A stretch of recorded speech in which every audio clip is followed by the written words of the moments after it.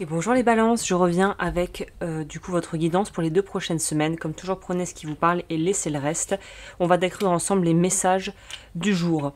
Donc là, c'est très intéressant parce que cette guidance semble être très axée sur une notion d'avoir un petit peu un goût de déjà vu. Dans la façon dont vous allez vous présenter au monde, dont vous allez en fait pouvoir être perçu par vos proches, par vos pairs, par les gens autour de vous, il y a quand même une très forte notion de, j'ai l'impression que, c'est pas que c'est trop pour être trop vrai, mais j'ai l'impression d'avoir déjà un peu vécu ça. Et en fonction évidemment du ressenti que vous avez eu et de la façon dont se sont déroulés les événements par le passé, de se dire bah ça a fonctionné, ou voilà j'ai pu tirer un petit peu on va dire l'enseignement, le fruit de mon expérience maintenant, de pouvoir en fait en tirer le meilleur parti.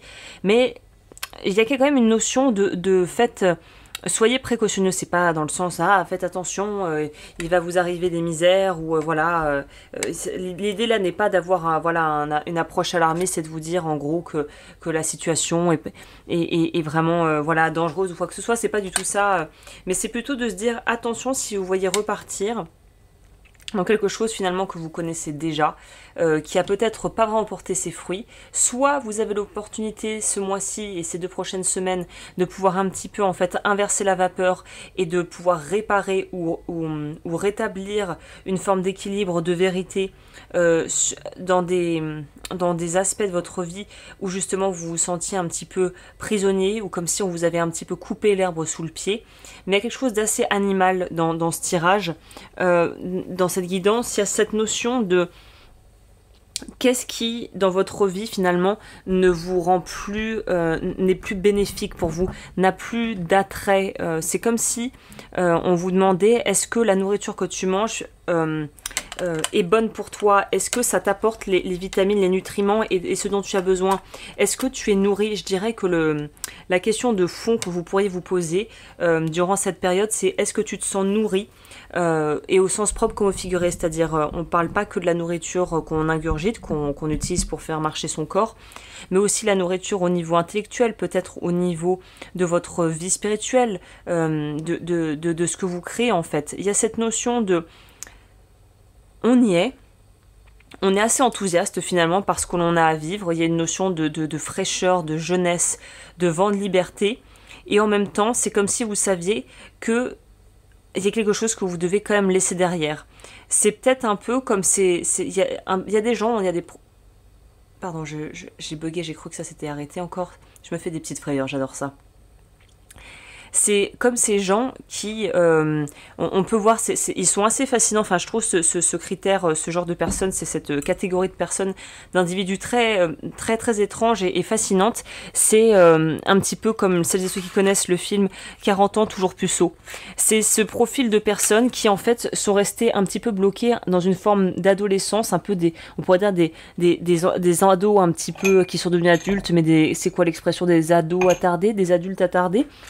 Dans le sens où voilà, ils vivent encore peut-être chez leurs parents, ils jouent aux jeux vidéo, bon là je caricature un peu, mais ils ont un style de vie en fait qui est pas forcément raccord avec leur âge. Je bois de l'eau bien sûr.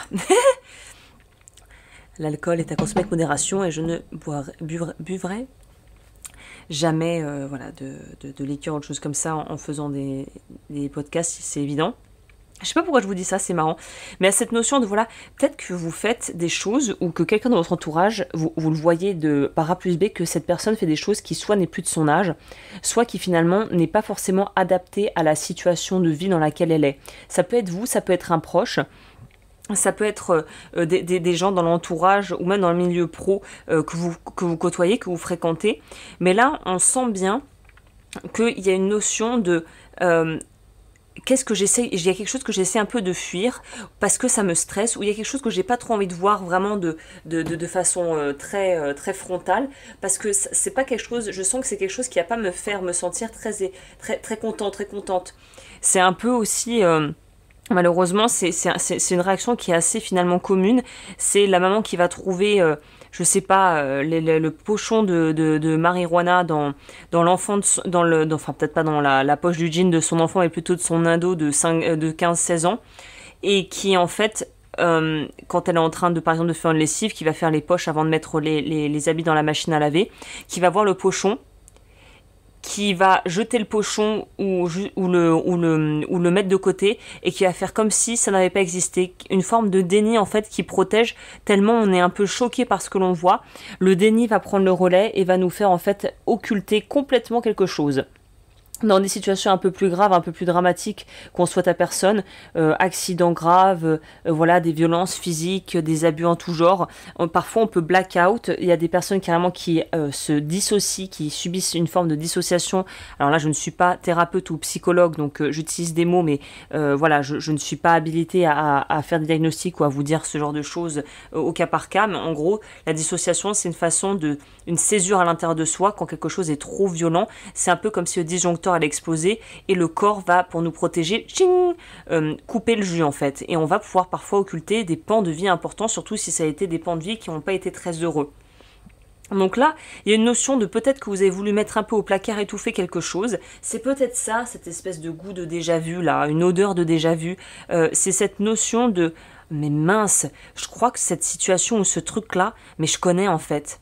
Je connais, il y a quelque chose où vous vivez un peu une situation qui est une forme de, j'ai pas utilisé le terme test, mais qui quand même va vous donner une opportunité de pouvoir justement dépasser l'obstacle ou peut-être même le contourner.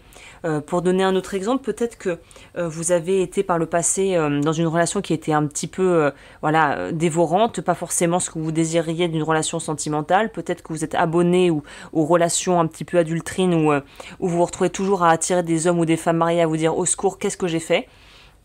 Ben, c'est de se dire, là peut-être que vous allez encore tomber sur quelqu'un, paf, la personne est déjà en couple, et là c'est de se dire, attends mais je repars pas pour un tour, là en fait je vais commencer un travail thérapeutique ou voilà de lire des livres pour comprendre pourquoi je répète ça, pourquoi je répète ces schémas, pourquoi je dis que j'aimerais une relation qui soit claire, simple et établie, alors que je me retrouve toujours entichée d'histoires impossibles. Qu'est-ce que ça vient dire de moi, qu'est-ce que ça cache derrière, quels mécanismes sont à l'œuvre dans mon inconscient qui font qu'en fait je me retrouve dans des situations qui ne sont pas celles que je voudrais vivre en fait. C'est tout simplement de reposer la juste responsabilité de vos choix, de vos actes et les choix que vous faites de façon inconsciente ou vous êtes en pilote automatique. Il y a cette notion de je coupe avec ça, je libère, je ne cède plus à la facilité, quitte à demander de l'aide, à sortir d'une forme de peut-être d'isolement si j'ai l'impression que je souffre un peu en silence et que les gens comprendraient pas mes problématiques parce que ça paraît peut-être un peu bateau pour certains, et ben c'est de vous dire bah non, la communication et de pouvoir vous engager vis-à-vis de vous-même, c'est hyper important. Et c'est un peu la condition sine qua non dans ce tirage pour pouvoir avancer plus sereinement.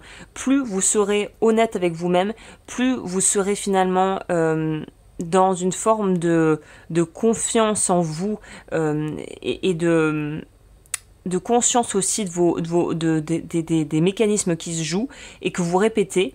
Vous allez vous libérer. Par exemple, un autre exemple, j'ai été très la guidance est portée sur ça, mais c'est l'exemple qui me vient. Si finalement on a l'impression, enfin qu'on se rend compte, qu'on fait le bilan, que on n'arrive pas à garder un job, que ça coince toujours soit avec le collègue, soit avec le patron, soit avec le collaborateur, c'est de se dire en quoi ça fait écho à mes blessures et en quoi ça ravive des choses qui sont probablement bien plus anciennes et qui généralement ont un lien direct avec les personnes qui nous ont éduqués et qui nous ont en fait qui se sont occupées de nous durant les premières années de notre vie. Il y a souvent une trame, une continuité et on comprend pas pourquoi on répète tout, mais en fait on répète quelque chose parce que c'est un scénario qui a été engrammé en nous depuis tout petit. On ne fait que suivre un script qui a été préécrit pour nous, mais la bonne nouvelle c'est que ce script-là, vous pouvez le jeter à la poubelle et ouvrir avec une page blanche et retourner sur d'autres bases, partir sur d'autres bases. Donc on est dans des énergies comme ça ici. J'ai envie de vous dire que là, le conseil que je pourrais vous donner à cette étape, c'est de vraiment persévérer, de vous fixer des objectifs, d'accepter vraiment et d'avoir le courage parce que c'est pas facile de se remettre en question quand on répète des choses et qu'on a l'impression que finalement ça va encore plus abîmer notre estime de soi, mais en fait pas du tout, ça va nous permettre de pouvoir nous libérer des blocages. Soyez bienveillant avec vous-même, bienveillante, et vous verrez que finalement vous allez pouvoir débloquer d'autres facettes de votre vie, de votre existence, et ça commence toujours par la conscience de ce que l'on fait et de pouvoir en fait être pleinement responsable et conscient aussi de ses actes et de ce que l'on fait et de ce que ça nous amène, de ce que ça génère aussi et ce que ça nous ramène comme un investissement qu'on ferait, un retour sur investissement. Si l'investissement n'était pas fameux, le retour sur investissement va pas l'être non plus. Donc là, il y a vraiment une notion de trouver quelque chose qui puisse vous permettre soit voilà une modalité thérapeutique, mais en tout cas quelque chose qui va vous pousser à aller dans la bonne direction, si vous voulez, qui va vraiment vous insuffler ce qu'il faut pour aller dans la bonne direction et être très pragmatique et poser les choses même à plat, les pour et les contre d'une situation, pouvoir en fait questionner vos croyances, la thérapie comportemento-cognitive, la TCC, ça peut être des thérapies bref qui peuvent être très efficaces dans ces cas-là. Bah écoutez, je pense que j'ai terminé cette guidance. Je vous remercie d'avoir passé ce moment en ma compagnie. Si le podcast vous a plu, abonnez-vous. N'hésitez pas comme toujours à liker, commenter et partager la vidéo. Vous pouvez également découvrir toutes mes formations en ligne sur mon site web lodufeu.com et mes créations sur agneslowens.com. Tous les liens seront dans la barre d'informations juste en dessous de cette vidéo. Je vous dis à bientôt, prenez bien soin de vous.